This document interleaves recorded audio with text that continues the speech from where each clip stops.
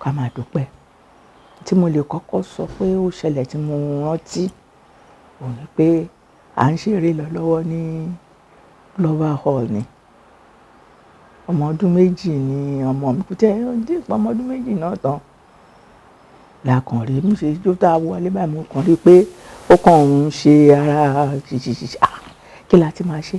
A dẹ̀ ti pé gbogbo èèyàn sí kinní. Èmi dẹ̀ ni mo tún wà pẹ̀lú kinní eré ìta tún ṣe kinní ẹkún ṣe tánjọ́ náà lọ́hùn. Ká tó fọ̀ ká tó pẹ́ ọmọ gbẹ̀mí mi. Mi ò ní tàn yín. Bí eré bí àwàdà ni.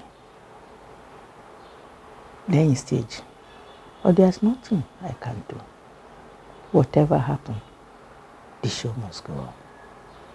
Wọ́n láti gbèsè ẹgbẹ́ kan tá a fi parí iṣẹ́ yẹn. Àparí ẹ̀ ìyẹn dúró bẹ́ẹ̀ o. Ìgbà tí bàbá mi rẹ̀ kú,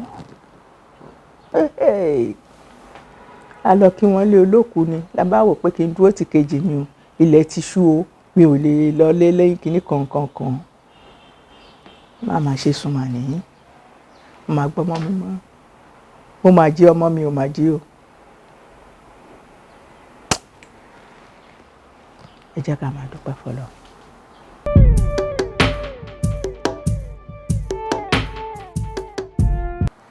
Èkó yìí náà ni o. Ìsàlẹ̀ Èkó ni wọ́n bí mi sí o. Ẹnu ọwá ní ìsàlẹ̀ Èkó bẹ́ẹ̀ náà ni. Ní Ìmàrò, Bíhóró Alágbèjì, ibẹ̀ ni wọ́n bí mi sí. Kékeré mi náà, kò pọ̀ púpọ̀ náà tí mo fi ṣe níbẹ̀. Kó tó di pé mo bọ́ síta. Ìyá mi ọmọ Bánkọ́lé Ṣóníbárẹ́ni ní ìsàlẹ̀ Èkó ńbẹ̀. Bàbá mi náà, the same thing. Kò sọ́kọ́ ni wọ́n. Ìyá bàbá mi ọmọ kò sọ́kọ́ ni. Ibi méjèèjì ni mo fi sí ìsàlẹ̀ Èkó.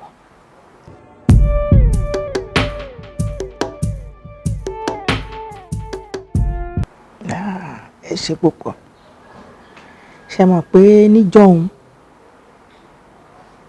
àwọn olórí wa ń gbà yẹn bí àwọn ìjọba wọ́n máa ń ṣe nǹkan kan tó jẹ́ pé wọ́n máa ń lọ sí àwọn ilé ìwé tó máa ń lọ wá àwọn tó bá ní bíi tálẹ́ǹtì díẹ̀díẹ̀ bí ẹ̀bùn àṣà eléyìí mọ bọ́ọ̀lù gbà, eléyìí méré sà, eléyìí mọ nǹkan báyìí ṣe. Bá a ṣe bẹ̀rẹ̀ ẹ̀ nìyẹn. Nígbà yẹn mo ń lọ sí St. Peter's Fàájì School lájẹ́lẹ̀ lẹ́kọ̀ọ́. Ẹni tó jẹ́ gẹ́gẹ́ bí ọ̀gá wa ń gbà yẹn, Ọlọ́run kó foríjì wọn kó fọ̀run kẹ́ wọn, Òjó Ládépọ̀. Òun wà ní Christ Cathedral School lẹ́gbẹ̀ẹ́ wa ń bẹ̀. Àwa máa ń ṣe nǹkan kan gbà yẹn pé àwa lè ṣeré jù yín lọ. Àwa náà ni wọ́n náà wá wo tiwa kó wá wo nǹkan tá a ṣe. Ó ṣe dàbí ẹni pé wọ́n bẹ̀rẹ̀ sí ní rí wa pé àwọn eléyìí wọ́n lè kọrin, wọ́n lè jó, wọ́n lè ṣe nǹkan dáadáa. Ẹ jẹ́ ká kó wọn papọ̀ ká wo bó ṣe máa rí. Báwa ṣe bẹ̀rẹ̀ tiwa nìyẹn o. Èmi àti Òjó Ládépọ̀ bá ṣe bẹ̀rẹ̀ nìyẹn.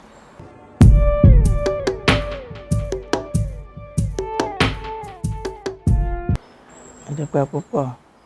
Orúkọ mi gangan ni Ọlánrewájú Hasan Ayadéṣínà. Awẹro tá à ń sọ yìí. Ọ̀gá mi kan ni. Ọlọ́run kó forí jì wọ́n. Adédìran Ajíjẹ dídùn ni wọ́n. Ọ̀gá mi yẹn a máa ń ṣe nǹkan kan fún àwọn club ni o àbí àwọn society tó bá mọ̀ pé àwọn fẹ́ ṣe end of the year party wọn àbí nǹkan kan jọ́nà lọ́hùn. Àwọn Olúyọ̀lé club nìbàdàn wọ́n láwọn ń fẹ́ ká wá ṣeré ẹ fún ṣètò àníwúrà fáwọn. ọ̀gá mi yìí ló wá direct fún Ṣetán Aníwúrà. Nínú ẹfún Ṣetán Aníwúrà yìí, ibẹ̀ ni mo ti ń jẹ́ Awẹro. Awẹro náà ti ń pè mí láti gbà yẹn. Ṣẹ́dẹ̀ mọ̀ pé àwọn èèyàn wa nílẹ̀ Yorùbá a ní àpọ́nlé lára púpọ̀ jù. Èyí tó yẹ kó máa pè ní Awẹro yẹn lẹ̀ ń rí àwọn èèyàn tó ń sọ pé ìyá Awẹro, màmá wa Awẹro, màmá akínní Awẹro. Òun lè fi gbọ́ tán pé ìyá Awẹro, ìyá àpọ́nlé ni ìyá tí wọ́n ń fi síbẹ̀ yẹn. Bó ṣe jẹ́ nìyẹn.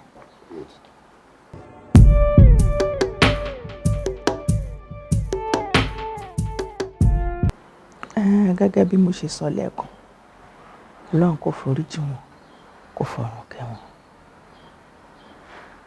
Àjọṣepọ̀ tó wà láàárín èmi pẹ̀lú wọn ò ju wípé àjìjọ ń ṣe iṣẹ́ tí à ń ṣe náà ni. Àwọn ní ìyàwó tiwọn ní Mary Atim Joseph. Ọlọ́run kó foríjì òun náà, kó fọ̀run kẹ́ ìyá mi rò. Àmọ́ pẹ̀lẹ́mi kúkúrú ní gbogbo wọn, ṣùgbọ́n a dúpẹ́ f'Ọlọ́run lọ́jọ́ tí ni. Èmi àti ìyàwó wọn yẹn làwa jẹ́ bí òun ló jẹ́ kí iṣẹ́ yẹn kó túbọ̀ wá dàbẹ̀ ni wípé ó ṣe papọ̀ nígbà yẹn. Ìgbà yẹn kẹ orúkọ tá à ń jẹ́ nígbà yẹn ni Òjó Ládìpọ̀ Theatre Group. Nígbà tí a ti wọnú ara wa tán. Àmọ́ nígbà tá a kọ́kọ́ bẹ̀rẹ̀ gbára láàárín èmi àti Òjó, à ń pera wa ní Young Star Concert Party. That was in 1964. Young Star Concert Party la pera ń gbà náà. A bẹ̀rẹ̀ sí ní ṣe lọ. Díẹ̀díẹ̀ tó wá fi di wípé à ń ṣe gbogbo nǹkan tí à ń ṣe. Tá a sì mọ̀ wípé ọlọ́jọ́ kúkúrú báyìí ni wọ́n. Ṣùgbọ́n àwa tá wà láyé, a dúpẹ́ fún Ọlọ́run. Bá ti ń bára lọ tá à ń ṣe lọ náà ni ẹni tá a tún wá fi lẹ́yìn ikú wọn, àwa fẹ́ lòmíì jẹ ọ̀gá. Nítorí pé kí ni ìlú ò gbọ́dọ̀ wà láláì lórí, ní olórí. Èmi ń jọ̀gá, wọ́n fẹ́ jọ̀gá, wọ́n fẹ́ láti fẹ́ ṣe báyìí. Bá ṣe wò nìyẹn. A dẹ̀ mọ̀ pé láyé tá wà yìí, tó bá ń ṣe nǹkan, máa ṣe lọ ní o, ní nǹkan dáadáa. Má bójú wẹ̀yìn. Nǹkan tí mò ń ṣe, mo kàn ń ṣe, ẹlòmíì máa ń ṣe tí kò ní mọ̀ pé n tó ń ṣe yìí, nǹkan dáadáa lòun ṣe, ẹ̀san ẹ̀ ń bọ̀ lẹ́yìn. Torí lẹ́yìn ikú wọn, a tó bí 4. Èmi, Mary, Ẹ̀dọ́pọ̀lọ̀ àti Mr. Bello Adébáyọ̀ Salam láti jọ wà níjọ́ náà lọ́hùn. So gbogbo àwọn nǹkan wọ̀nyí tá à ń ṣe ìgbà náà, àkàn lérò pé ìjọ jáde jẹ́ ń ṣe. Ṣùgbọ́n tó bá mọ̀ pé àkíní tí òun ṣe nǹkan tó ń lọ́kàn láti ṣe ni. Our first lorry gbà yẹn lọ́wọ́ kó forí jòjò tó rà ní mọ́tò. Tá bá fẹ́ lọ́bì kan, a máa kẹ́rù wa sórí àkósápá àkósẹ́sẹ̀. À ń ṣe nìyẹn. À ń lọ gbogbo àwọn night club, New Cancan, West End Hotel. Tó bá ti di weekend, ibẹ̀ là ń lọ. Owó tá bá rí níbẹ̀ kí la fi ń ṣe àfiràlù. Bó bá kù bí mélòó kan àbélòó kan, gbogbo wa jókòó sílé yẹn lẹ́wà àfigàrí ṣe ajé àṣehùn. Ó bá tán. Ó tún lè jẹ́ pé bóyá ọ̀sẹ̀ kejì tá bá tún máa lọ báyìí, aṣojú wa ya ti lò ti ṣe. Bàbá dẹ̀ tún ti ró kára. Èló dẹ̀ náà ń ta ọ̀pá aṣọ 6 pence tìrí kíkí ni ẹ bá ti ra ọṣọ ọ̀pá 4 5 ó ti tó gbogbo àwa bíi 3 tá à ń dó lórí kíní ó ti tó wa lówó kékeré ẹni tó máa bá wa rán Felix Olúfowóbí òun náà mọ̀ ṣọ̀ràn a ní télọ̀ láàrin wa ń gbà yín àti rán àti ṣe apá ìyẹ́wẹ́lẹ́ àti gbé àti ń lọ nìyẹn à ń ṣe pẹ̀lú joy inú wa ń dùn mọ́tò ta kọ́kọ́ rà yìí tá a ṣe Adébáyọ̀ Sàlámì òun ló ṣe ọ̀nà ẹ̀ torí pé kí ni jọ́ náà lọ́hùn mo fẹ́ kàwé ló ń sọ fún ẹni yẹn jọ́ náà lọ́hùn ń fẹ́ kàwé lọ́hùn gbòòyà ó yẹn sísà dàmọ́ ní mọ́tò ní nǹkan kan tá a fẹ́ fi ṣe èwo ló fẹ́ ń bẹ èlò dẹ̀ náà ń ta bẹ́ẹ̀ fẹ́ lọ́ọ̀rì bá ṣe rà fún wa bá ṣe ṣe nìyẹn a tún ní eré kan tá a fẹ́ ṣe jọ́ náà lọ́hùn ní Glover Hall we call it D-Madam the first bicycle allowance tó gbà Federal Ministry of Works and Housing tó ń ṣe òun la fi ṣe pósítà àfi ṣe pósítà àsanwó àṣegbà àṣàwò àfihàn ṣe mọ̀ gbogbo tá à ń ṣe oníkálukú wa à ń sapá wa torí nǹkan tá a nífẹ̀ẹ́ sí láti ṣe ni but unfortunately ó ní ọ̀gá wa ló kú ìgbà tó ti wá kú yẹn gbogbo wa wá ń wò pé kí la lè ṣe ọ̀nà wo la lè gbà gbogbo wa iná dẹ̀ ládẹjọ́ ga ara wa how are we going to do it bá a ṣe sọ pé a gbọ́dọ̀ yan olórí nìyẹn.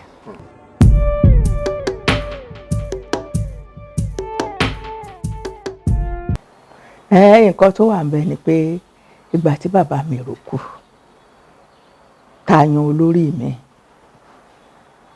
tó ní kálukú ìwọ ni a fi ṣe bí olórí wa ìwọ secretary ìwọ èmi ń tèmi admin ni mo wà admin tí mo dẹ̀ wà trust tí gbogbo wọn tí wọ́n ní nínú mi náà fi ní kí n ṣe bẹ́ẹ̀ tó bá wà tó ló fẹ́ ra nǹkan kan màá ní kó kọ́lẹ̀ lóòótọ́ ni o ò lè wá gbowó lọ́wọ́ mi láì kọ sílẹ̀ ní tó bá fi ṣe màá fẹ́ mọ nǹkan tó fi ṣe wọ́n ní màmá ti lè ṣe it's true nítorí ẹnìkan nítorí ọ̀la ni kíní ìkíní mi ó yàtọ̀ sí kíní ìkíní wa ìdí nìyẹn tó fi sọ pé èmi ni mò ń ṣe admin ni mo wà ẹ ṣeun ṣe rí iṣẹ́ wa yìí nígbà míì tí kìí ṣe pé ìwọ nìkan ló wà ńbẹ̀ tó dẹ̀ jẹ́ pé a ní àwọn èèyàn tó pọ̀ lábẹ́ wa ó ní láti jẹ́ kó mọ irú èèyàn tó jẹ́ there must be discipline ibikíbi téèyàn bá wà tí ò bá sí discipline kò sí kíní ńbẹ̀ even láti inú ilé ẹ pẹ̀lú àwọn ọmọ ẹ ní discipline gbọ́dọ̀ wà wọ́n ní charity begins at home ìwọ tó bá wá bá a ṣiṣẹ́ èsì pé kò kàn wá ṣiṣẹ́ kó jókòó kó tọ́sẹ̀ lẹ̀ ó ṣe bóṣù bá parí wà ní kinní kan bó ti jẹ́ tórótóró tá à ń fún yín tóṣù bá parí náà I don't tolerate unwarranted behaviours bí mo ṣe jẹ́ nìyẹn irú èèyàn tí mo and up till today ní tí mi ìbá nígbà mi ní wulẹ̀ gbá mi ní fi lọ ẹ́ ó bá wọn ó bá mi ṣe bóun ó má bá mi ṣe fàkàtì ọlọ́run ò jẹ́ ẹ ń bá fojú tí ò dáa wò mí ọlọ́run fojú òun nìyẹn ọlọ́run nìyẹn ẹni tó bá tún fojú tó tún dáa wò mí wá àwọn ọmọ mi òun nìyẹn ọlọ́run nìyẹn sòfà tí mi ò ti ra burú sí ẹ mi ò ní kó má dáa fún ẹ mi ò ní kí ìdílé ẹ má ṣoríire why tá a bá ní discipline ìlú ò lè òun là ń sọ inú ìlú pàápàá inú ìlú tá a wà when there is no discipline kò ní ṣe so there must be discipline kì í ṣe wípé kakàn jókòó bẹ́ẹ̀ ń ṣe owó bó bá ṣe wọ̀n ẹ́ ń ṣe kinní kan I will not accept it yes ìyẹn bóun ẹ oṣù kí n bóun má kí mi máa ṣe dáadáa ní títí tí máa fi jáde láyé ni máa ṣe dáadáa.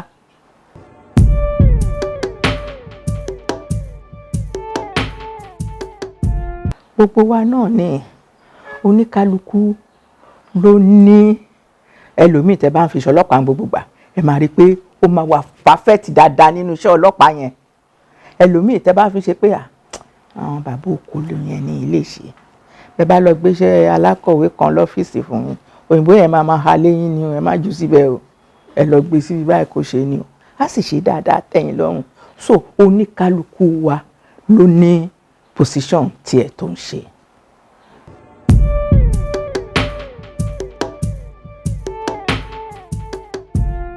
Gbogbo àwọn eré wọ̀nyí náà ló ní gbogbo àwọn nǹkan ńláńlá tẹ̀ ń sọ yìí náà. Aṣẹ́wó tó rí mọ́kà yìí náà ṣe mọ̀ àfi ń kọ́ àwọn èèyàn lẹ́kọ̀ọ́ náà ni. Torí mo rántí ìgbà tí mo lọ sí Saudi Arabia ẹnìkan ń pè mí pé madam aṣẹ́wó tó rí mọ́kà tẹ́ ẹ ṣe yìí tẹ́ tún ṣe gbá kan ó tún ṣe bá kan wọ́n á try láti explain bí story yẹn ń kọ́ bó ṣe jẹ́ fún wípé àfi ń káwọn èèyàn lẹ́kọ̀ọ́ ni. N tó bá ti mú ẹ̀ tó ti sọ pé o ò ní ṣaburú mọ́ má wulẹ̀ padà síbẹ̀. Ìwọ tó bá padà sídìí aburú yẹn ó ní pàṣán tọ́lọ̀ máa fi nù ẹ̀ hàn. Ìwọ tó ń rẹ́ni ẹlẹ́ni ọmọlọ́mọ tó ń fi iṣẹ́ ṣó òun jẹ́ yàmùyàmù o ò mọ repercussion tó ń bọ̀ lórí ẹ lórí àwọn ọmọ ẹ lọ́jọ́ ọ̀la. So kò sí gbogbo eré tá bá ń ṣe ó máa ń kọ́ wa lẹ́kọ̀ọ́ pé ìwọ tó bá ṣaburú o aburú máa bá ẹ ní o. Ìwọ tó bá ṣe dáadáa ìwọ náà máa rí dáadáa. Gbogbo nǹkan tí à ń ṣe ni la fi ń kọ́ra wa lẹ́kọ̀ọ́ kì í ṣe pé bóyá kinní nìkan everybody everywhere once you do good you see good. Ṣùgbọ́n tí a bá tún sọ pé láti ìgbà tá a ti ń ṣe stage èmi ni kí ni show aṣẹ́wó tó rí mọ́kà yìí náà a ti ṣe ní stage olóko ọba a ti ṣe ní stage ṣó ti yé yín sìn. Tẹ́ bá bí mi léèrè question máa ní àwọn èwo nítorí gbogbo àwọn ìta ti ṣe lórí stage dédé òun ló túbọ̀ ti gbé wa lárugẹ tá tó fi ń ṣe up till now tán lẹ̀ yìí ń ṣe pẹ̀lú wa.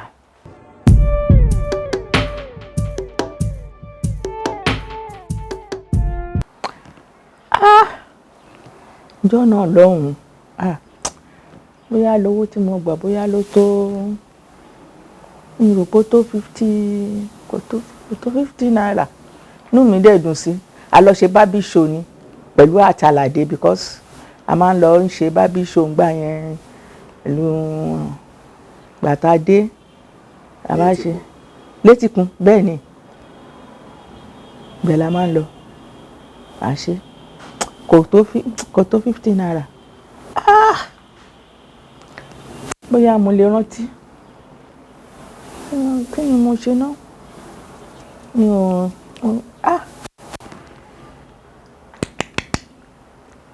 ọ̀nà ti jìn díẹ̀ dàbí ẹni pé owó náà mo fi ra nǹkan kan fún ọmọ mi ni mi ì wá rántí dáadáa mọ́.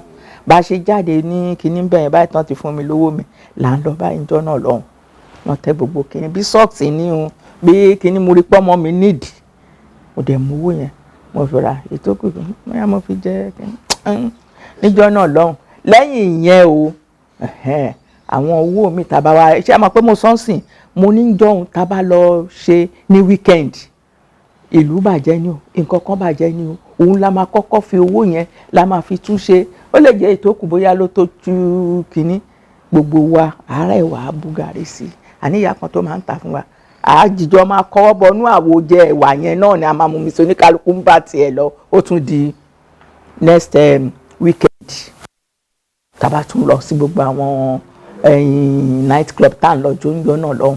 So owó yẹn kọ́ ṣáádà mi náà ni gbogbo nǹkan láyé yìí never you run after money you run after the work first.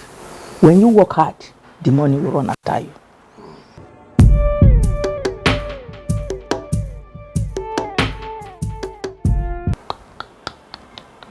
Láti ìgbà tí mo ti bẹ̀rẹ̀ iṣẹ́ yìí ní 1964 mi ò níṣẹ́ ọwọ́ kankan tí mo kọ́ o mi kọ́ káfíńtà mi kọ́ tailor mi kọ́ iṣẹ́ yìí òun ni mo ń ṣe láti ìgbà náà and up till now òun ni mo ń ṣe. I will die in acting.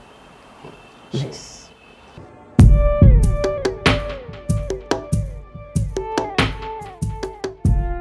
Ọlọ́run ọlọ́jọ́ èní kó túbọ̀ bá mi dá ìyá mi sí torí wọ́n ṣì wà. Tí n bá ń gbé àwọn ọmọ mi lọ sí tọ̀, ó dìgbà tọ́mọ mi bá pọ́ ọmọ ọdún méjì àbọ̀ kí n tó gbé wọn lẹ̀. Torí mo máa ń gbé wọn lọ. Mi ò lè fọmọ mi sílẹ̀, mi ò fọmọ mi ṣeré rárá. Pẹ̀lú bó tiẹ̀ ti jẹ́ pé mo dúpẹ́ èyí tí Olúwa ṣe lájẹmọ́nú fún mi. Mi ò lè gbé wọn lẹ̀. Tọ́n bá ti pọ́ ọdún méjì, màá gbé wọn lẹ̀ fún mọ́mì mi. Tọ́n bá ti ṣe, màá gbé wọn lẹ̀ fún mọ́mì mi. Bí mọ́mì mi ṣe ń bá mi tọ́jú wọn ni.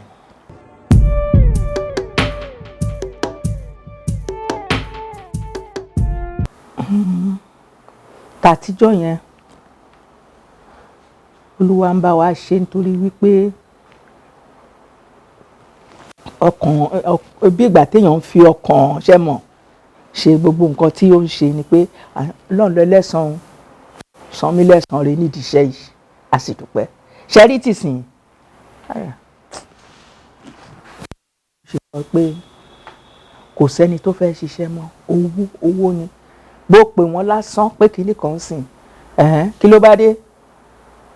Irọ́ o kò gbà. Ẹ ní sùúrù, nǹkan tá fẹ́ ṣe nìyí. Ìgbà tí yín nìyẹn kì í ṣe sìn rárá.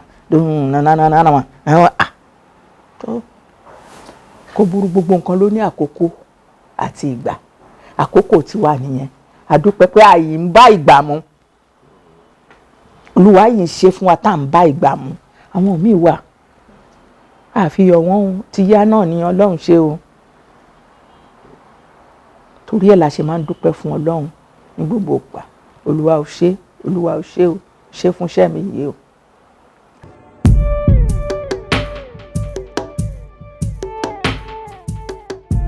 Producer lèmi náà. Ṣé mọ̀ pé ìgbà táwa àkọ́kọ́ máa bẹ̀rẹ̀ tiwa celluloid ni. Lẹ́yìn stage, a bẹ̀rẹ̀ sí ṣe fíìmù. But not only me. Àtijọ́ ń ṣe papọ̀ ńgbà náà ni. Àti Bello àtàlùwẹ̀. Àtijọ́ ń ṣe papọ̀ ni. So gbogbo wa la wà papọ̀ ńgbà yẹn, ńgbà tí bàbá mi ro ti kú. Àwọn bàbá wa mọ́nímọ́ní wọ́n dẹ̀ máa ń sọ ńgbà yẹn pé 20 boys cannot play for 20 years. Tó bá dé stage kan ní kálukú náà. So mo ṣe wà yìí náà, I'm a producer, I'm a director, I'm everybody. But only what I know is that acting, that is it. Bẹ́ẹ̀ bá wà níbi kan tàbá débi kan sí tó bá ń sọ̀rọ̀ àbí tó bá ń gbé script sílẹ̀ pé ká wò, ayọ̀ kúrò, àmọ́ ètò tún dá, eléyìí tẹ́ ṣe kò dáa, eléyìí ẹ jẹ́ ká ṣe báyìí. Ṣé gbà bẹ́ẹ̀ sà, director, ẹ̀yin náà ká wò.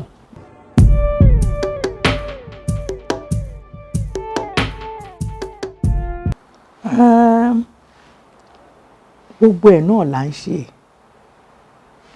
When you look at us ńgbà yẹn náà, a máa ń ṣe pidgin English. Àwọn iṣẹ́ wa òun lè fi dọ́pọ̀ lọ Awẹro, à ń ṣe pidgin, à ń ṣe kíní, àkànkọ́ bí ara sí láti máa ṣe pé kíní pure English ni, but in pidgin. A ní kẹsẹ̀tẹ̀, àṣẹ gbogbo nǹkan bẹ́ẹ̀ là ń ṣe gbà yẹn. So when they call me sí eléyìí báyìí nísìn, dédé ara mi náà ló ṣe. So and it's just wípé kì í ṣe gbogbo ẹ̀ náà ni ìgbà tí Ọlọ́run ti fún wa ní grace láti lọ sí school of drama. So ó jẹ́ kí a lè ní àǹfààní láti lè tún kópa níṣẹ́ tó lóyìnbó.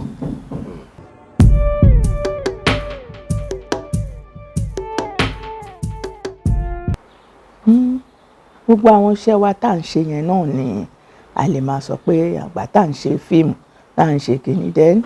Gbà tèmi fún ara mi gan tí mo wá tún bẹ̀rẹ̀ iṣẹ́ fún ara mi náà ti ṣe àwọn àṣeyọrí àwọn fíìmù mi díẹ̀díẹ̀, Ìgbéyàwó àti Súre fún mi bàbá, gbogbo àwọn nǹkan wọ̀nyẹn wà tí mo tá ti ṣe tó dẹ̀ jẹ́ àṣeyọrí ni. Gbogbo iṣẹ́ wa náà ni ká máa bẹ̀ Ọlọ́run pé k'Ọlọ́run kó jọ kó jẹ́ ká máa ṣàṣeyọrí níbẹ̀.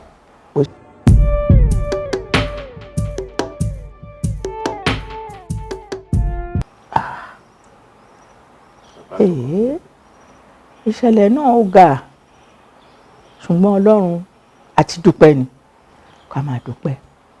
Tí mo lè kọ́kọ́ sọ pé ó ṣẹlẹ̀ tí mo rántí ò ní pé à ń ṣeré lọ lọ́wọ́ ní Global Hall ni.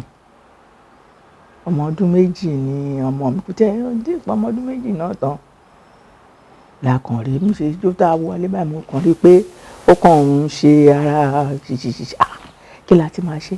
A dẹ̀ ti pé gbogbo èèyàn sí kinní. Èmi dẹ̀ ni mo tún wà pẹ̀lú kinní eré ìta tún ṣe kinní ẹkún ṣe tánjọ́ náà lọ́hùn. Ká tó fọ̀ ká tó pẹ́ ọmọ gbẹ̀mí mi ò ní tàn yín.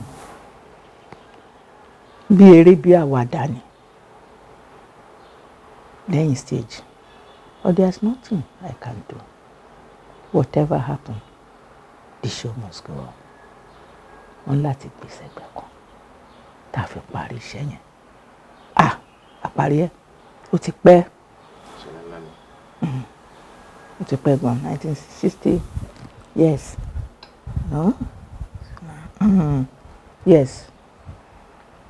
No, not so. Not 60. It was in the 1972. It was in 1972. I'm sorry. It was in 1972. Yes, it was in 72. Kò dẹ̀ sí nǹkan tí ń ṣe. Ọkọ mi dé bá gbé ó di ìlú ẹ̀ là lọ lóru yẹn. Ìyẹn dúró bẹ́ẹ̀ o. Ìgbà tí bàbá mi rẹ̀ kú. A lọ kí wọ́n lé olóòkú ni. La bá wò pé kí n dúró ti kejì mi o. Ilẹ̀ ti ṣú o. Mi ò lè lọ lé lẹ́yìn kíní kankan. Máa ṣe súnmọ́ nìyí. Mo máa gbọ́ ọmọ mi mọ́. Mo máa jí ọmọ mi ò máa jí o. Ẹ jẹ́ ká máa dúpẹ́ f'Ọlọ́run. Ìgbà yẹn kíní yẹn ó wá ṣe lára mi ó ń yọ lẹ́mí mi pé kí ló dé? Báwo ló ṣe wá jẹ́? What have I done? Ṣírú ilé ìfín ṣẹlẹ̀. Ṣùgbọ́n gbogbo èèyàn tó bá ti nígbàgbọ́.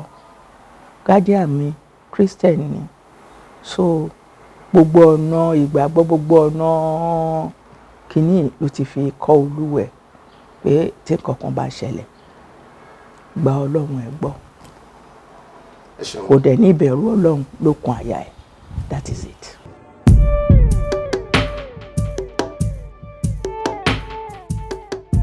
Let us be happy every time náà ni.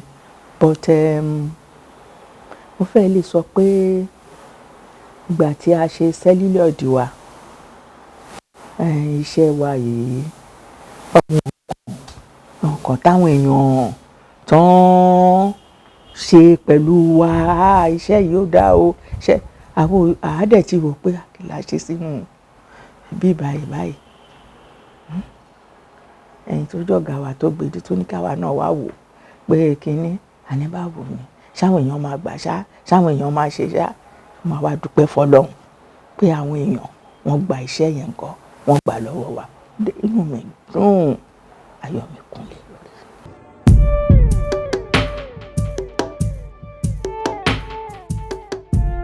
Ìjó tèmi ń jó mo kọ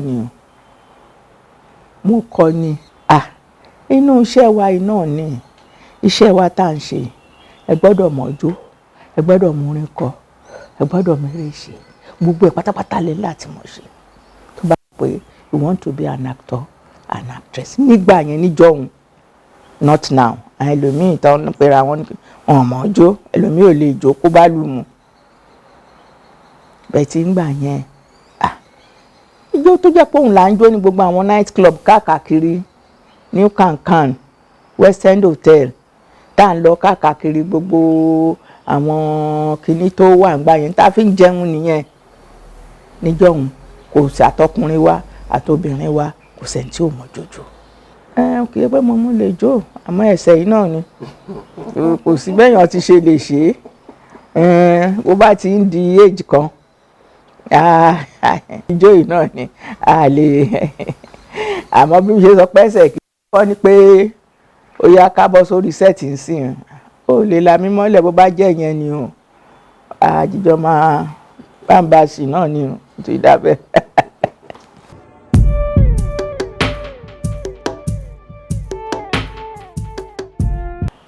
a máa ń bá wọn sọ̀rọ̀ o Ọlọ́run jẹ́ kán létí gbọ́ àti àyàgbà ni nígbà tí wà kì í ṣe pà kì í ṣíra lẹ̀ o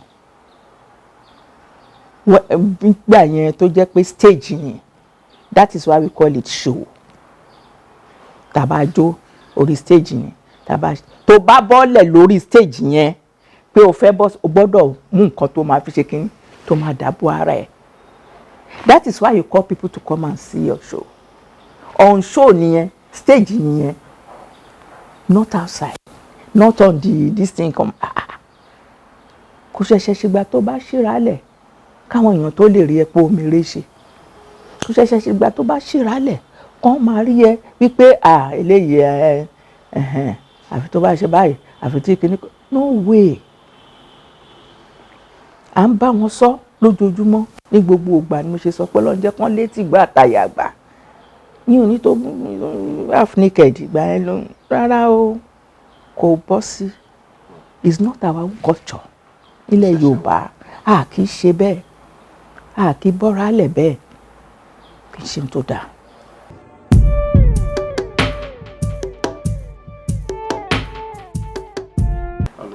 ṣe é rá àwọn òbí mi tó àdúpẹ́ fún Ọlọ́run ni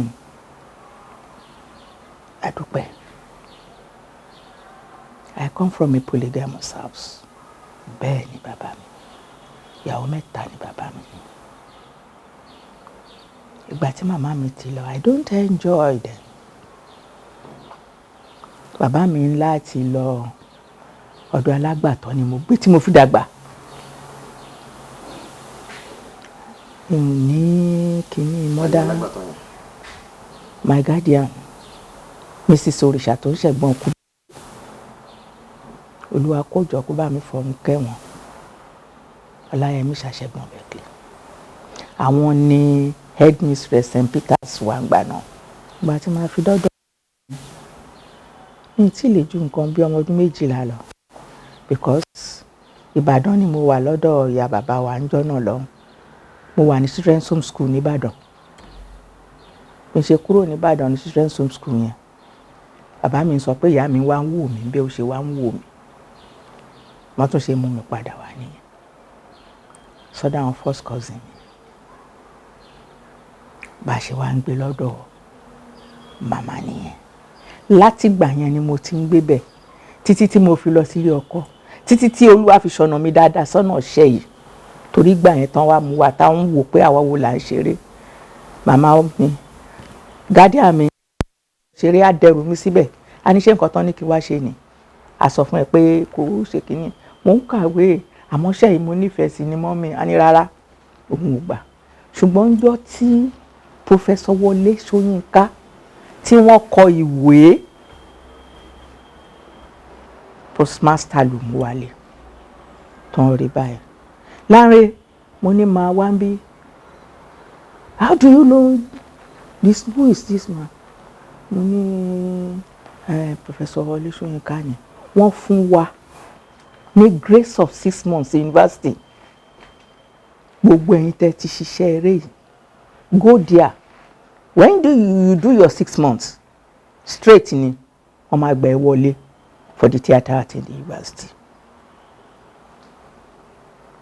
ìgbà tí guardian mi wá rí yẹn wọ́n wá wò pé tó bá jẹ́ bẹ́ẹ̀ ó dáa nígbà tí ẹ ti sọ pé báyìí wọ́n á jẹ́ kán mọ̀ pé báyìí ni that's right carry on that's right láti ọjọ́ yẹn o ni guardian mi ti fún mi láyé o pé kí n máa bá iṣẹ́ yìí lọ Olúwa bá mi fọ̀run kẹ́wọ̀n so I'm so happy wípé òun náà ló tún jẹ́ ká lè ṣe because alárìnjó ni wá ń gbà yẹn from one place to another tẹ́ bá fi education kìíní yín sí díẹ̀díẹ̀ tẹ́ ṣe mo dẹ̀ náà kó gbogbo wa síjọ́ náà lọ this Christ Cathedral School bẹ́ẹ̀ láti máa ń ṣe evening something bí evening school náà fi ṣe fún wa gbogbo wa takura síbẹ̀ gradually once tó bá ti lè fi ṣe ó ṣe gbogbo ẹ̀ straight ni kò sí pé bóyá bá kan to the university there bá ṣe ṣe nìyẹn.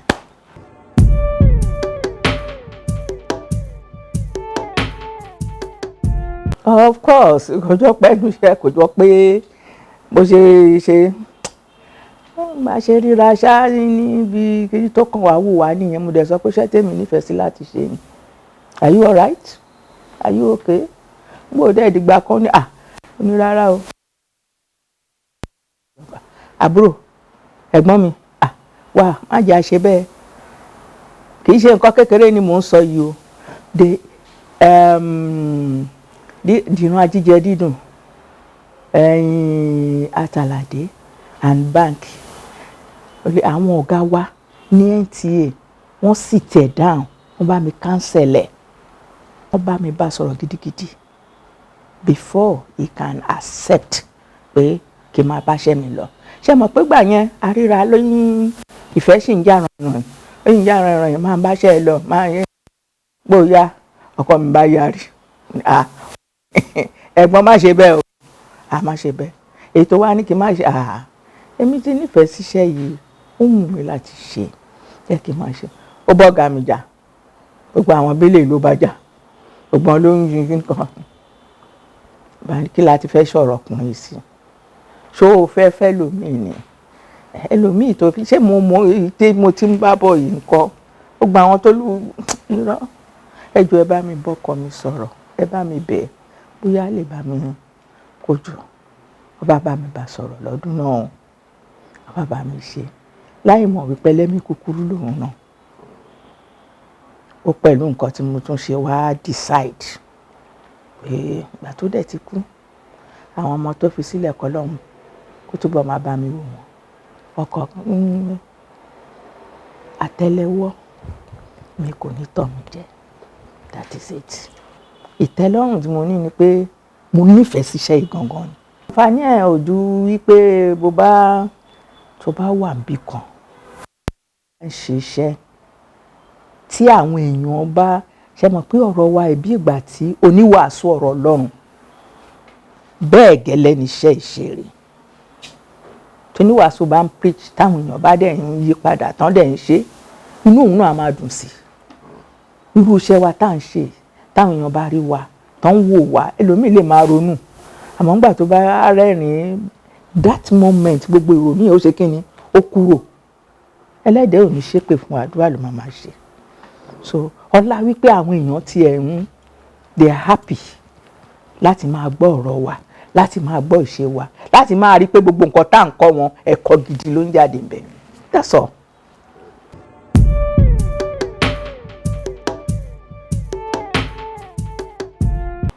Tọ́wọ́ mi bá dilẹ̀ èmi máa ń fẹ́ràn kí n bá rí àwọn story books kí n máa kà á àbí kí n jókòó kí n máa gbọ́ news mi ò lè fi news ṣeré tó bá di time tí mo fẹ́ gbọ́ news àwọn ọmọ ọba máa wo I don't want to know máa gbọ́ news any story book tí n bá rí máa jókòó máa kà so kò sẹ́ni tó mọ̀ tán kò dẹ̀ sẹ́ni tó gbọ́n tán. We continue to learn every day, every time.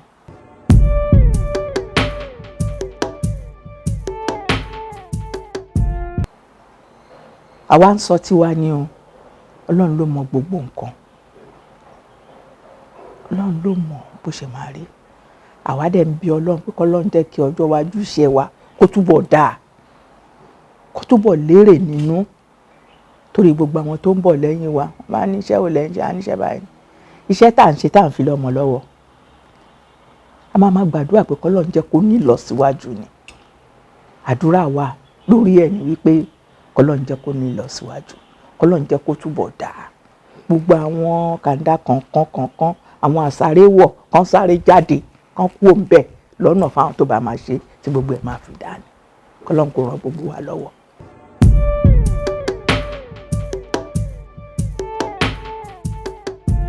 Iṣẹ́ tó dáa ni gbogbo ẹni tó bá nífẹ̀ẹ́ sí láti ṣe iṣẹ́ tíátà yìí tó fojú sí tó fọkàn sí Ọlọ́run á máa fún wọn ṣe. Iṣẹ́ tó dáa ni bó bá rí pé ó bá ti the only thing ni pé mọ̀ọ́kọ mọ̀ọ́kà tẹ́gbẹ́ òfin ní rẹ̀ jẹ́ ń bẹ̀. Tán bá ní go like this, yes my director I come like this, you do like this, yes sir. Go up, yes sir. Go down, yes sir. Ó gbọ́ yẹn.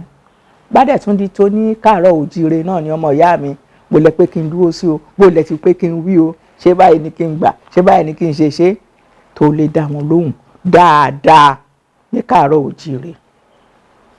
Sẹ́fínì ẹ̀ carry go. God bless you sir.